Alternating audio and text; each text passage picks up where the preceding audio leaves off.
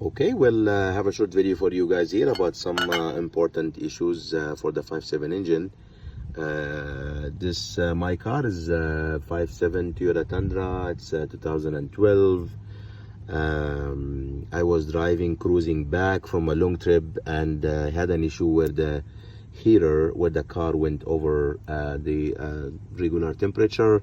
Now I drove back. Of course, the way I drove back was I just tried to do, well, I wasn't able to stay in the middle of nowhere waiting for help. So what I did was just I turned on my heater, and then I kept driving, and the car drove fine. The temperature never went over the required, the traditional temperature. So I just kept driving it, and it was okay. I just want to share with you guys here what actually was the cause for the heating problem. So guys, I bought this car, and then once maybe like 6 months ago or 7 months ago, and when I first bought the car, I didn't like the condition of the original cap for the radiator, so I pulled it out, but I didn't really notice this part falling off from it. And so okay, well, I just went down to AutoZone. I got me a new one, which I'll show you guys when it was installed. Here's the part number for it if you guys are interested in buying it. And it's holding okay, but so I just guys replaced it, and then I filled up my fluid before I moved the car. Now what happened is that this part was actually part of the cap.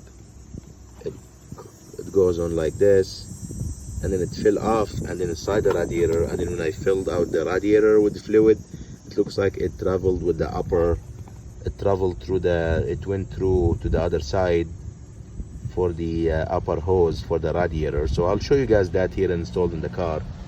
Now here is the water pump too, and here's the thermostat, the three agents that are possibly responsible for issues with heating in your car. Now guys, here is what happened here. So this is, guys, I had to replace all the two hoses for the radiator. Also I got me a new radiator as well, and here is the cap, the AutoZone cap. And so here is the upper hose that you guys I was telling you about. So this part literally fell down here inside the radiator. I fill up the radiator with water, and I still did not move the car yet. Somehow it got transferred into here, and then it went into this housing. Now I want to show you something here. So I have this water bypass housing. You see here this rubber hose here that goes through up to the housing for the thermostat. Well, this hose, the final day when I was putting everything back, I just I left this car for a couple of days, and then the hose wasn't attached, and then I was afraid that some insect went inside, or there's some dirt or leaf or something, sorry. And then I just found out that this was actually sitting here. So hopefully I could guys show you this. So this is, guys, from another engine I have, but you guys can see. So I just looked here, and then this is the inlet here, the hose that goes down to the housing, to the thermostat housing. I found this guy here was really blocking that side. I don't know if my camera would allow me here. This is yes, guys, so you could see hopefully you can see it there, but this small cub or cab was literally blocking that piece. That kind of, guys, brought my long I just I pulled it out. I thought, well, like, did Toyota invent a new mini thermostat to block this housing?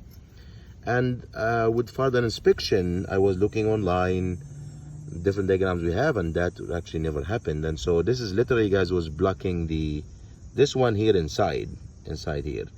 So I moved it out, then I filled my car with fluid, and then everything was good to go.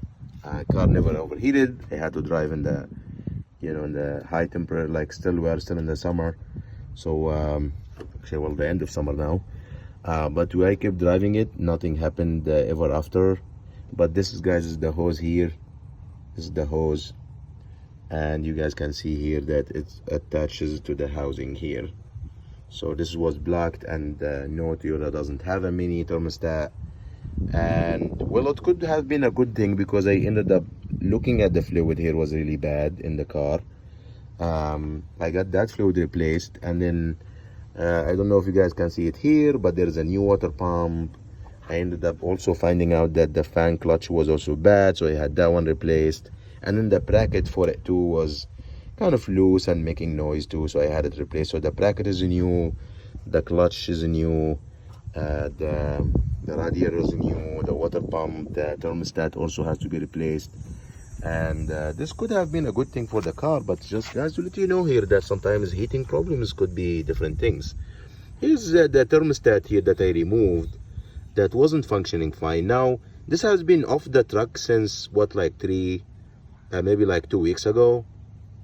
And you guys can see here that there is a rubber here that's Toyota added. I don't know why, but I've seen other versions of this, like aftermarket stuff, that doesn't have a rubber kind of o-ring that goes in there. But this was really swollen. This o-ring was extremely swollen and not looking healthy. So I knew this has been compromised because of the heat blocked from going back, or the fluid coming back to it. But this guys is compromised, but you guys can see why. Just that there's in some of these 5.7 engines, I don't know why, but Toyota went with an o-ring here, actually a rubber kind of o-ring.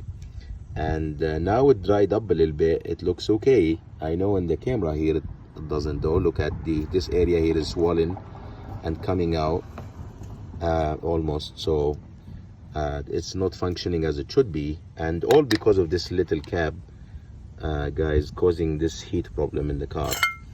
This is the extra housing piece that I got from another engine. Now guys, here is the water pump. Water pump was still okay.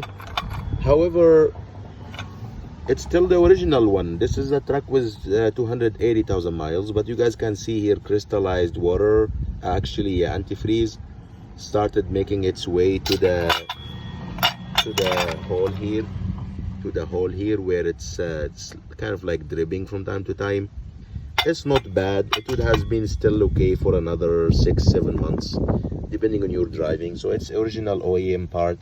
This is quite unbelievable, guys, here how these trucks could really withstand. So this is the stuff for it. So this is really amazing here. But I just wanna let you friends know here about what happened to me, and my little story here about the 5.7 engine overheating.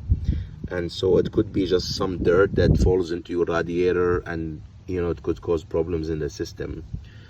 So for me, I just have to get rid of all the fluid in the truck, so you guys know how to drain.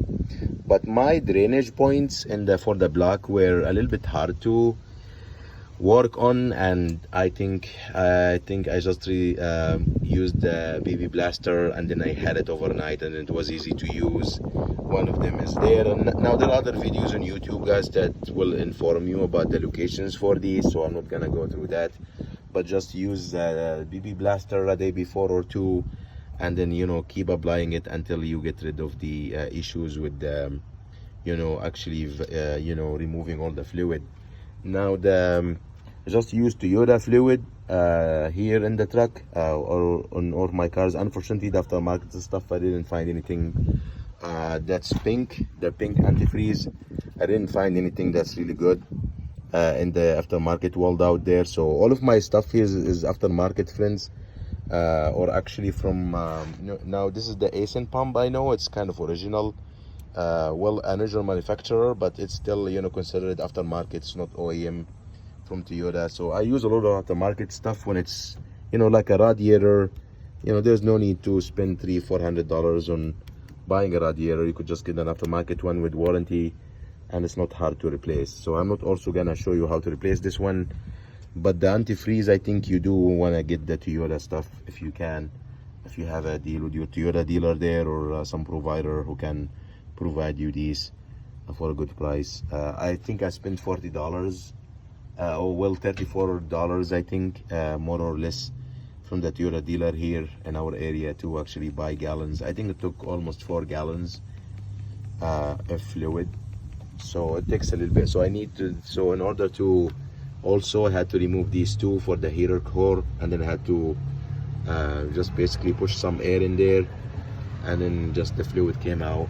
So I'm very happy with the repair here, and I just wish you guys the best, whoever is like taking on like this like work here. Good luck to you guys here, and I wish the best to those who are working on the heating issues for the 5.7 engine. Now of course you would want to do the other further testing, but for me, so far so good. It's not losing any fluid here. So the last time I filled it was to the fill, almost to the fill, and it's not, you know, using any more fluid, and the whole system has been burped. And it's yeah, so this is just a little story here that hopefully just teaches you guys to be careful with things falling into the radiator, and maybe some customer might come to you with issues like that. You don't really jump into the conclusion that it could be that the engine's compromised and the head gasket need to be worked on, while that could be another issue too, but you will need to investigate more, and just you know, or it could be something like me, you know, that something like this could actually cause a problem like that. So anyway, so I hope this helps somebody out there and you find it helpful, and thank you. Bye.